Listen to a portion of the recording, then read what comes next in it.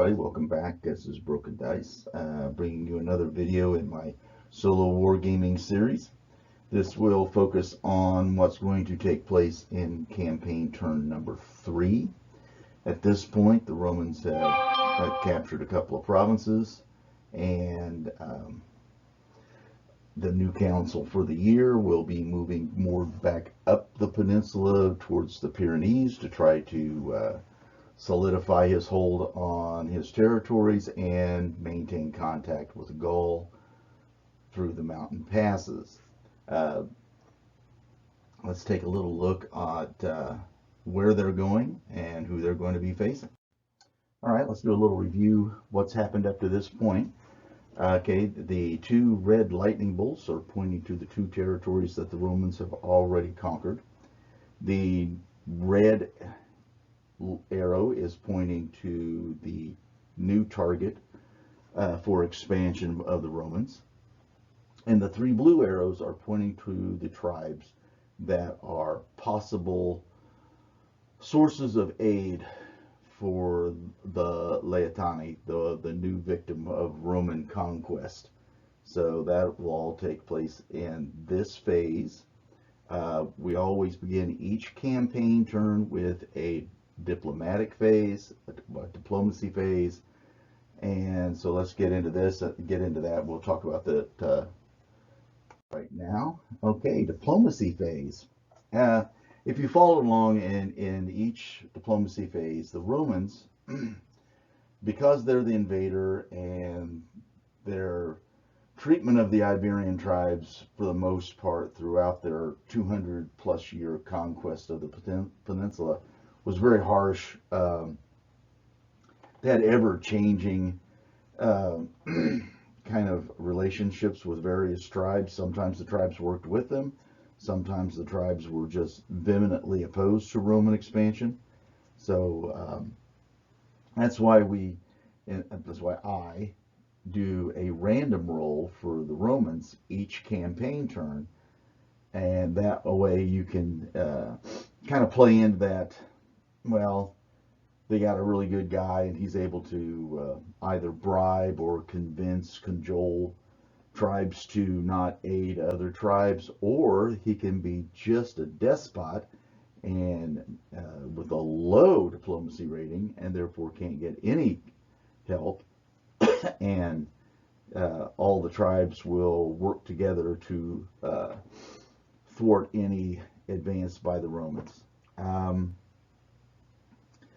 But in this situation, the Romans have rolled very high, as high as you can get on a die 6, obviously, is a 6.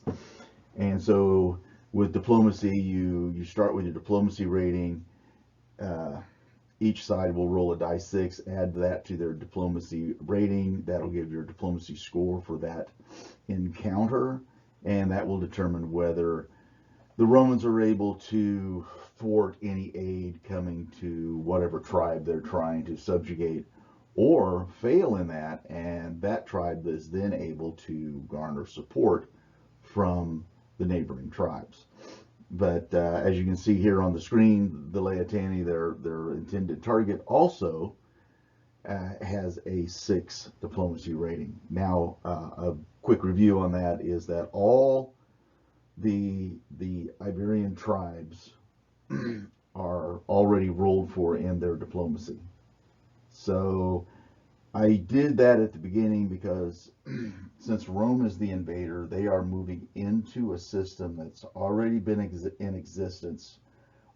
Different tribal alliances, animosity, old grudges, feuds that have been around for a long time, and so that's why I rolled those early. That's the way they'll stand throughout the campaign, but the Romans will be the ones that'll be evolving or de-evolving from campaign turn to campaign turn. All right, let's take a look at some of these tribes now, since we're in the diplomacy phase, and see how the rolls turned out. Since both the Romans and the Laetani, the target of their expansion, both have diplomacy ratings of 6. In this turn, looking for aid from the Laetani, The Romans rolled a 3 on a die 6 for a 9. The Laetani, their target, now you have to, these names kind of get very similar, so you kind of have to pay attention.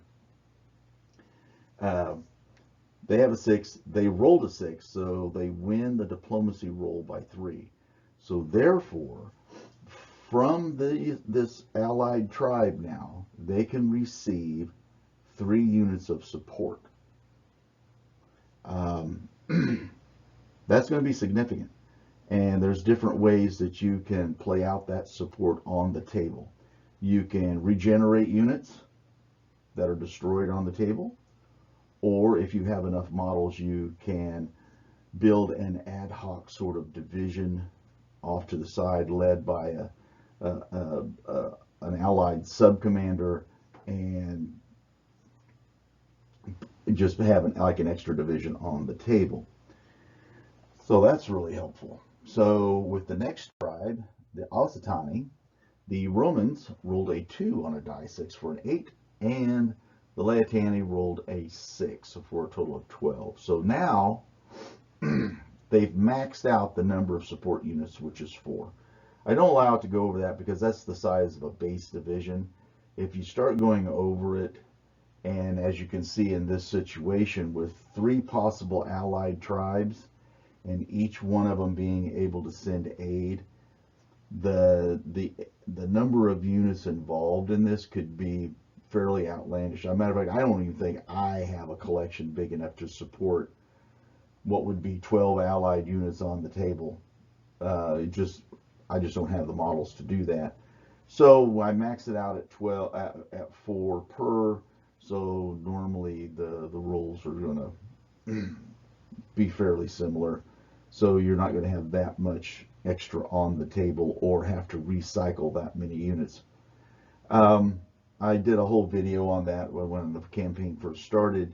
You're more than welcome to go back and look at that. I've got that all listed under my solo wargaming playlist.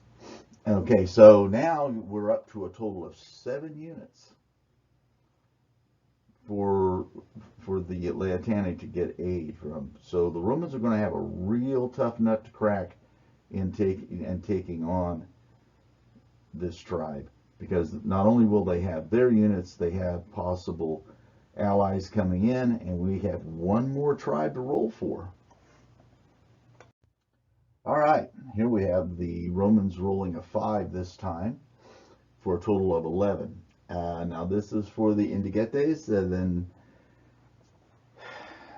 for the Iberians, they also rolled a 5. So both rolled an 11. It's a tie. And in this situation, this kind of favors the Romans because this indicates a kind of a wait and see attitude by the Indigetes in this conflict. Let's wait and see how well our neighbors do before we go ahead and put ourselves in the crosshairs of that Roman animosity, as it were. So yeah, this is going to be interesting. I haven't had one come up like this, where there's so many units that can aid. So this will take some planning. There's, like I said, there's several ways to do it. Recycling, having the models on the table as a separate division. So, and I'm sure that there's many other ways, but those are the 2 main ways that I tend to do it in this campaign. All right, so let's go on and choosing the battles and scenarios. All right, now we have to go back and look at a little bit of historical context. We have to look back and see what were the problems for the Romans. How were they at times defeated by the Iberians, and what led to the Romans eventually conquering the Iberian Peninsula. We have to be careful because this is a game, and we have to make the game interesting to play, interesting to put together. If we do everything that's historically accurate, it's going to be a done deal. And when I see situations like that, I say, well, I don't want to do something that's already a foregone conclusion, unless, of course, it's part of a greater campaign, like, you know, a last stand, or how long can you last in a battle. Those sorts of things I don't mind doing. But if it's the overall thing is already a done deal and you're just going through the motions, I tend not to enjoy those very much.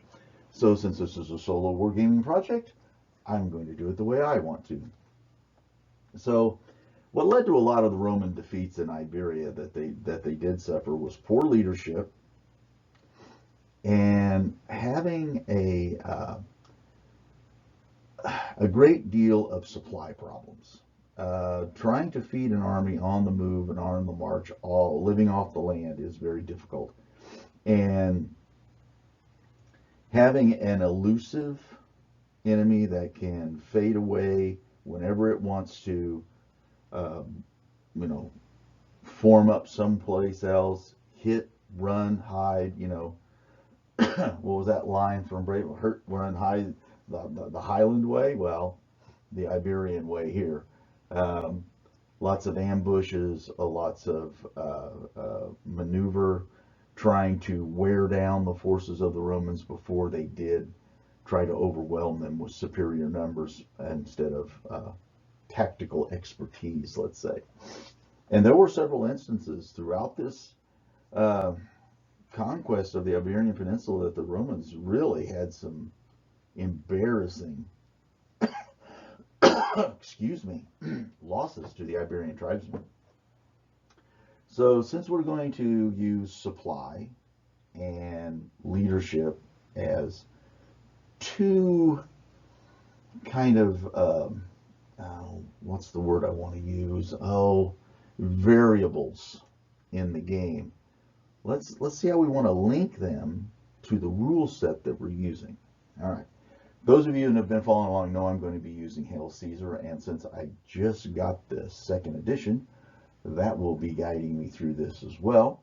So there'll be some things that probably come up that I'll have to look at, and we can go over in another video. Like if I mess something up, we can look at it and kind of see how I want to correct those things in the future. So here we go. Since stamina is a very key characteristic in Hail Caesar in a stat line, let's just say, we're going to link the supply problem with the stamina. You know, the stamina kind of represents that willingness to hang in there, that fortitude, that, you know, command and control and all those sorts of things. Well, when guys are starving and they're weak from hunger, or they're not very happy because they haven't been fed, their enthusiasm for the project may be a little waning. So we're going to attach supplies with Roman stamina. All right. So how are we going to do that in a game? Well, we're going to have either counters or miniatures represent supplies. What I would really like to get, and I'm going to get one or two or three or maybe more, are some of these carts from Warlord Games, or some other, probably from Warlord Games, because they have them with the oxen and stuff, to where they can represent transport of supplies and stuff like that. And besides, I think it would look cool on the table, especially in this scenario. And so each one of those is going to be worth a point.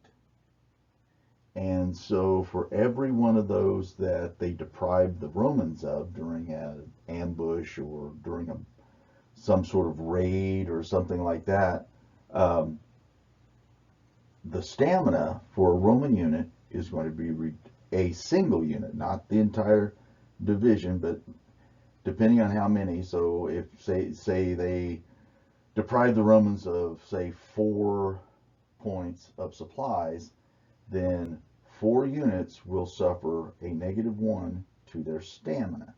You can do this randomly, or you can do it where you know it's just going to be Allied units first, then Roman legionnaires, or however you want to go ahead and do it. I'm going to do it randomly, and that way I don't have a whole lot of I control my own personal bias, let's say. And what I'm going to say is that no Roman unit, as in the last line here, it can suffer more than 1 point of damage to their stamina at the start of the battle because of a supply problem. All right, the first battle setup and mechanics. We've kind of went over this. This first battle is going to be an ambush scenario, and this is going to allow us to link our supplies to stamina and leadership, because we're going to be using like sub-commanders in this. This is not going to be the overall commanders of our forces. These are going to be smaller forces involved in these. Foraging parties on the side of the Romans, and more of raiding parties by the Iberian tribes. Okay, so that being said, when it comes to army composition, this is not going to be so straightforward. They're going to be a little bit asymmetrical. In other words, you're going to have far more lightly armed troops and skirmishers than what you're normally allowed in the makeup of an army using Hail Caesar rules. So, but this is a particular instance which needs to have some variability built into it for our unit and army composition. Normally these are only going to be division size games, so you're only going to have one leader, anywhere from, I would say, probably 5 to 8 units, probably small units. But in this instance, let's go over this. The Romans, they're going to have escort troops. It's going to have 2 cohorts. Let me pause here for a second. Sorry about that. I've had this call for about a month, and it's just hanging on. So anyway, the Romans will have most of their troops, units will be light troops and skirmishers, but they're going to be escorted by 2 cohorts from the legion. These can be units of light infantry, javelins, slings, and all of them are going to be in open order. Okay. For the Iberians, pretty much the same thing. They're going to rely on their cavalry for their combat units, and all of their infantry too is going to be open order, light infantry, with probably armed with javelins, throwing spears, that sort of thing. These are your quick hit, raid, ambush type guys against some foragers who have a little bit of protection. So how I'm going to work this out on the table is the Romans will start in possession of these counters or miniatures representing the supplies. They are trying to move them back to their marching camp with the rest of the legion. And the Iberians are going to ambush the Roman column. So, as long as a unit does not give ground or is disordered, they can maintain possession of a counter or a miniature representing supplies. If for any reason they have to give ground due to combat or shooting, or they become disordered for some reason, then they are no longer in possession of those supplies. And the next unit that is not disordered can pick up those supplies and take possession of them. Now, the Iberians have the option of destroying or just slaughtering the animals so the Romans can't have them, or taking them themselves. And each one of those options have benefits. One, if you destroy it outright, there's no chance for the Romans to take it back. But if you go away with it, instead of having a negative to your stamina, you may... I haven't decided just yet on how I want the supply issue to affect the Iberians. Normally in your home turf, you're not as susceptible to that lack of supply problem. But the fact that you have maybe have won or you have denied the enemy these supplies and have taken them from them, I may give them that unit or one unit within the Iberian forces, maybe for a battle, a +1 to their stamina for just that particular encounter. Um, it's a possibility. I'm still mulling it over. I'm kind of going to do the math on it and see if it's really going to be something I want to do. But then again, I just might go ahead and do it. We'll just all see how it pans out on the table anyway. I kind of like doing that. Just think of something, put it out there on the table. If it works, it works. If it doesn't, you can jettison it next time. There's no harm, no foul. All right, so now we know how we're going to use it. We're going to know in what scenario we're going to use it. Let's take a look at the setup here. On the photo on the left, you can see the front of the Roman column. They have crossed a ford. They have 1 point of supply, 2 points of supply with this light infantry unit. I'm using the barnyard animals from Warlord Games. I put them on, I think they're on 40mm bases, like a couple of models each on 40mm bases. I'm using those to represent the supplies.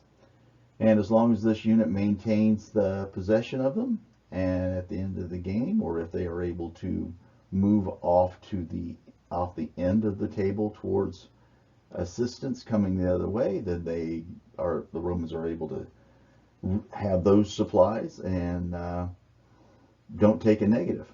But the others are on the other side of the ford, and that's where the majority of the supply points are. And that's in the photo on the right.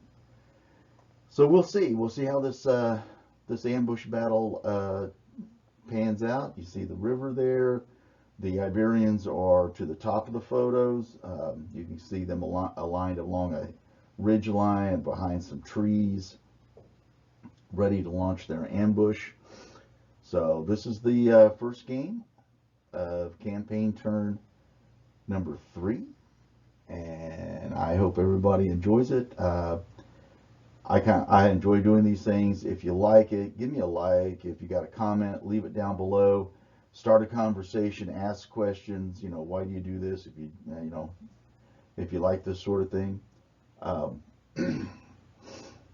and subscribe if you haven't. If you do like this sort of thing, because this is going to be an ongoing process here for a while until we get to like a lot of warm weather and I can get back outside, and then we'll put this away until next fall or winter, and we may pick it up maybe here or there throughout the summer, but it's not going to be a major focus. So we're going to try to get in this next maybe 2 turns on this campaign, and then we'll give it a break and we'll get off into doing some other things. All right, everybody stay safe, stay well, and I will see you next time.